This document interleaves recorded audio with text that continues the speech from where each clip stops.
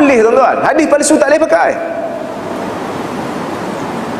Ada orang kata, iyalah ustaz, memanglah hadis itu palsu, tapi maknanya betul kan? Biasa tak orang cakap, apa salahnya, benda baik, nak bagi nasihat kat orang. Ulama ahli sunnah kata riwayat hadis palsu tetap haram, kecuali nak bagi tahu kat orang dia palsu.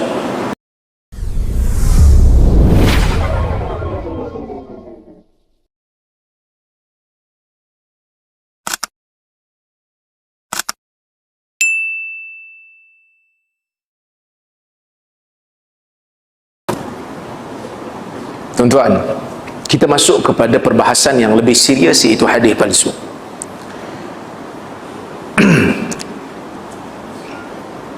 Daripada zaman salaf, daripada sahabat, sikap berhati-hati ketika mana meriwayatkan hadis ini memang diamalkan oleh para salaf, terutamanya golongan sahabat. Sebab itu anak murid kepada Sa'ad bin Abi Waqqas, tuan-tuan tahu Sa'ad bin Abi Waqqas seorang sahabat yang Nabi puji dia, yang digelar sebagai awwalu man rama fi sabilillah, orang yang mula-mula melepaskan anak panah dalam jihad adalah Sa'ad bin Abi Waqqas, yang dijanjikan syurga pun Sa'ad. Dia orang yang hebat, banyak dengar hadis daripada Nabi. Anak murid dia kata, aku duduk dengan Sa'ad, melazimi dia ketika musafir dan ketika mana dia tak musafir, setahun satu hadis pun aku tak pernah dengar daripada dia. Pasal apa? Pasal Sa'ad kata, aku bimbang aku tersilap dalam membaca hadis. Begitu berhati-hatinya para ulama ketika nak menukilkan mana-mana hadis. Abu Ayyub Al-Ansari sanggup pergi musafir sampai ke Mesir, jumpa Uqbah bin Amir daripada Madinah, dia pergi musafir sampai ke Mesir semata-mata nak tanya tentang satu hadis yang dia lupa. Dia kurang pasti betul ke Nabi sebut macam ni. Uqbah kata betul. Terima kasih, aku nak balik. Tak dan minum kopi tuan-tuan, tak dan. Ulama hadis begitu serius dalam menjaga keaslian sunnah, kerana mereka faham sunnah ini merupakan sumber agama. Tapi apabila Uthman dibunuh, Uthman dibunuh dalam keadaan kejam, dibunuh, maka masa itu manusia mula pecah. Ada yang sokong tindakan Ali, ada yang sokong untuk pembunuh Uthman dicari serta-merta, sokong Aisyah. Maka berlakulah perbalahan di kalangan sahabat. Akhirnya mereka bertempur di medan Jamal dan medan Siffin. Dan bila mereka bertempur, kita ahli sunnah ambil pendirian semua sahabat baik belaka, mereka ijtihad, tersilap, kebaikan mereka telah menutup kesilapan mereka. Ini ahli sunnah. Kita percaya Ali berada di pihak yang benar, keputusan Ali itu lebih tepat. Tetapi kita tak kata Muawiyah dalam neraka. Kita kata Muawiyah telah tersilap, tetapi kesilapan dia telah ditutup dengan kebaikan yang banyak, seperti mana sebutir pasir dalam laut yang luas. Itu pendirian ahli sunnah.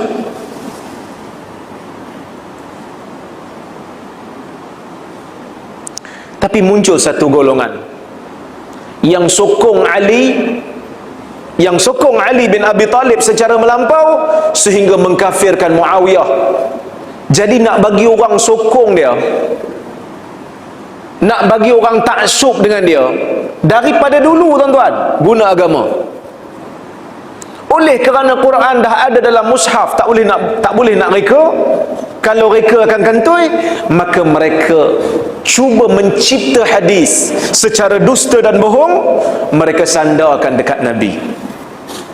Bila orang dengar, hang tak mau ikut kan ni Nabi sebut, man lam yaqul inna aliyan khairul bashar faqad kafar. Nabi kata, siapa yang tidak mengiktiraf Ali sebagai sebaik-baik manusia, maka dia kafir. Dia sandar dekat Nabi secara bohong. Siapa punya kerja? Syiah. Sehingga Imam Syafi'i kata, aku tak pernah jumpa golongan bid'ah yang lebih berdusta daripada Syiah. Hari ini Allah Ta'ala nak tunjuk kan, maka hari ini kita kaji hadis, tengok bagaimana Syiah membohong dalam hadis. Dia tak puas hati, dia buat lagi hadis. Nabi kata, "Idza ra'aitum Muawiyah 'alal mimbar faqtuluh." Bila kamu nampak Muawiyah berada di atas mimbar, bunuh dia. Hadis palsu. Golongan yang kedua, golongan yang sokong Muawiyah, yang dipanggil sebagai Nawasib, Nasibi. Mereka juga reka hadis, lawan golongan Syiah punya riwayat. Ini golongan jahil, tuan-tuan, yang mana mereka membenarkan riwayat hadis semata-mata nak dapatkan tujuan politik mereka. Sebahagian sokong Ali sebagai khalifah, dia reka hadis. Sebahagian sokong Muawiyah sebagai khalifah, reka hadis. Nak bagi orang sokong.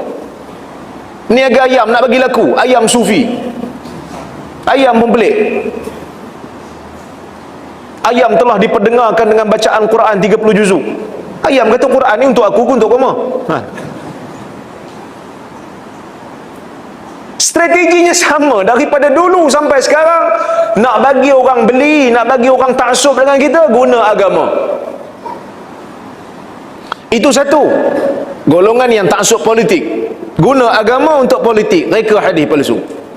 Ada juga yang taksub dengan kebangsaan. Bila empire Islam makin luas, Arab tak puas hati dengan Parsi, Parsi tak puas hati dengan Arab, Arab tak puas hati dengan Negro, Negro tak puas hati dengan Arab. Reka hadis, Arab tak puas hati dengan Negro. Reka hadis Nabi kata, "Az-zinji iza ja'a sariqa wa iza syabi'a zana." Negro ni kalau lapar mencuri, kalau kenyang zina. Marah Negro. Hai, tak ada kebaikan langsung pada aku, tak boleh jadi. Aku pun reka hadis palsu juga. Bela golongan Negro. Baitun fihi aswad lam yadkhulhul faqar. Rumah yang ada Negro di dalamnya, kefakiran tak masuk. Ambil kau. Dia main, ni main apa? Dia dah macam jadi game dah benda ni. Ta'assub fiqh. Golongan Hanafi reka hadis, kutuk Imam Syafi'i. Yang ta'assub, bukan semua yang ta'assub. Ni golongan fiqh. Ada satu lagi golongan yang dipanggil sebagai golongan zuhad, golongan zuhud, yang mana mereka ini sentiasa berbicara tentang jiwa, suruh orang buat baik. Seperti Maisarah bin Abdir Rabbuh, reka hadis galak orang ibadat, niat baik, tapi niat baik tidak menghalalkan cara. Dia kata, kami reka hadis bukan nak suruh orang buat jahat, kami reka hadis nak suruh orang ibadat. Maka direka fadilat tarawih ikut malam. Malam pertama dapat apa, malam kedua dapat apa, malam ketiga dapat apa. Niat baik, tapi cara salah. Siapa dia? Sebahagian daripada golongan sufi yang jahil, tidak memahami ilmu-ilmu hadis.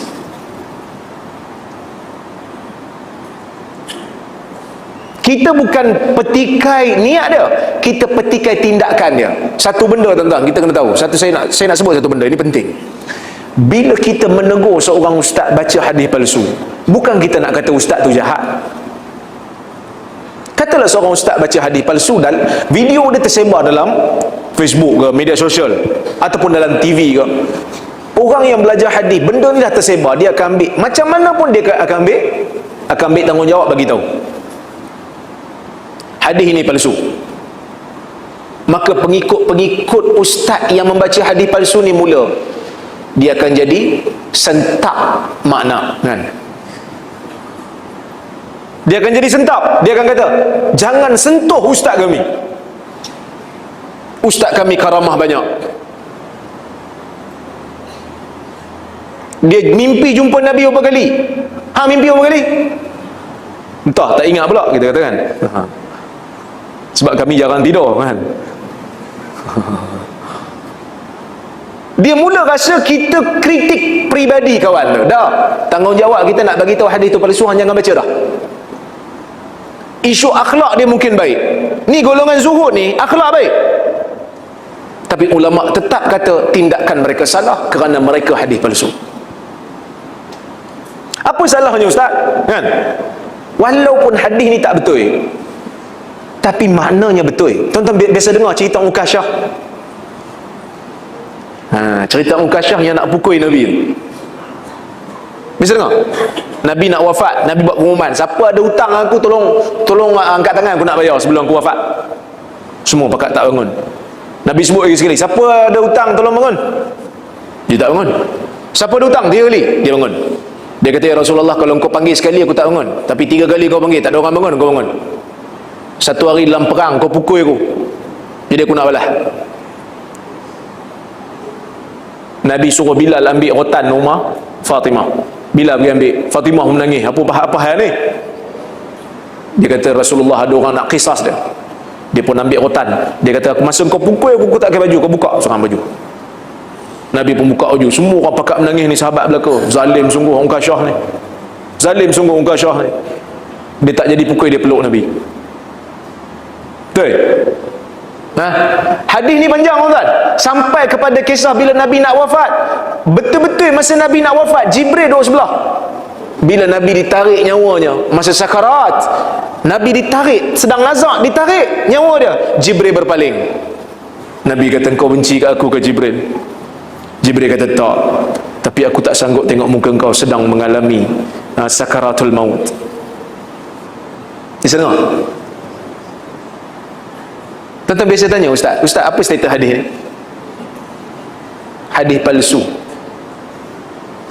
Siapa kata palsu tuan-tuan? Bukan saya kata palsu. Kalau nak hentam, jangan hentam saya. Yang kata palsu ni siapa? Saya sebut. Yang pertama Ibnul Jauzi, yang kedua As-Suyuti, yang ketiga Ibn Iraq Al-Kinani. Ibnul Jauzi sebut dalam kitab dia Al-Mawdu'at, diperakukan oleh As-Suyuti dalam kitab dia La'alil Masnu'ah fil Ahadisil Mawdu'ah, dan diakui juga oleh Ibn Iraq Al-Kinani dalam kitab dia Tanzihus Syariah Al-Marfu'ah. Pasal apa dia orang kata palsu? Pasalnya ada seorang perawi, nama dia apa? Abdul Mun'im Ibn Idris Ibn Sinan. Dia ini pemalsu hadis. Maka kita bila tengok ulama hadis kata palsu, maka kita kata ala ra'si wal ain, saya menghormati keputusan para ulama. Sebab dia orang duk kata kat saya, jangan percaya ustaz-ustaz muda ni, dia orang ni tak hormat ulama, semua hadis palsu belaka. Atau ulama kita bodoh lah. Tak, ulama yang kata palsu ni. Suyuti bukan ulama.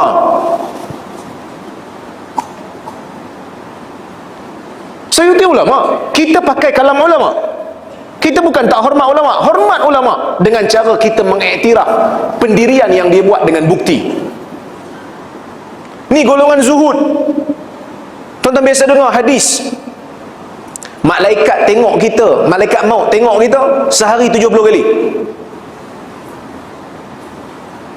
Tuan-tuan, buat kusuh macam ni tuan-tuan, Nabi cerita tuan-tuan. Satu-satu keluar ni. Kan? Sebab tu orang tak nak datang. Saya saja je sebut sebab nak suruh kita berhati-hati dengan hadis. Bisa dengar? Malaikat maut tengok kita 7 kali sehari. Tuan-tuan, kalau hadis ni sahih tak ada masalah, kita terima, ada benda gaib. Sebab ada orang bertikai kata, kalau tengok muka kita seorang 7 kali, muka orang lain macam mana? Tak, kalau sahih kita terima, benda gaib, tak payah guna akal, benda gaib, di luar daripada kemampuan akal kita untuk fikir. Tapi hadis ni palsu kerana dalam riwayat ni, dalam sanad dia ada seorang perawi nama dia Ibrahim ibn Hudbah. Ibrahim ibn Hudbah yang mana Imam Ahmad kata dia pemalsu hadis, Ibn Ma'in kata dia pemalsu hadis, Ibn Hibban kata dia pemalsu hadis, Abu Hatim Ar-Razi kata dia pemalsu hadis. Ini semua ulama besar. Jadi kalau kita kata kita hormat para ulama, kita kena buang hadis ni. Jangan dok baca hadis ni lagi. Melainkan untuk bagi tahu ke orang dia palsu, jaga-jaga. Tu golongan yang ketiga.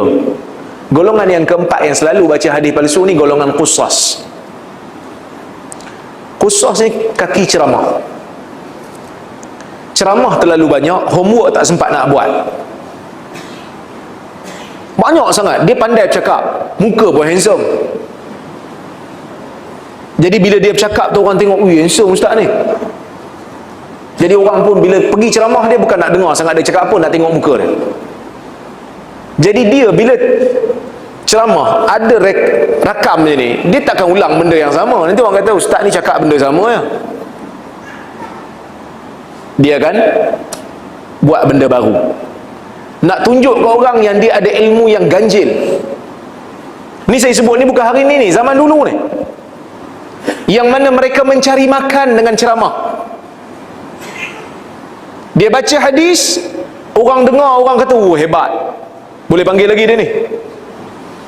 Kalau setakat baca Sahih Bukhari tak payahlah, kami boleh buka sendiri, dia kata. Kita nak dengar yang hebat-hebatnya, yang ganjil, yang ajaib. Maka dia pun mereka hadis supaya masyarakat bila dengar, masyarakat jadi tersandar, hebat sangat cerita ni.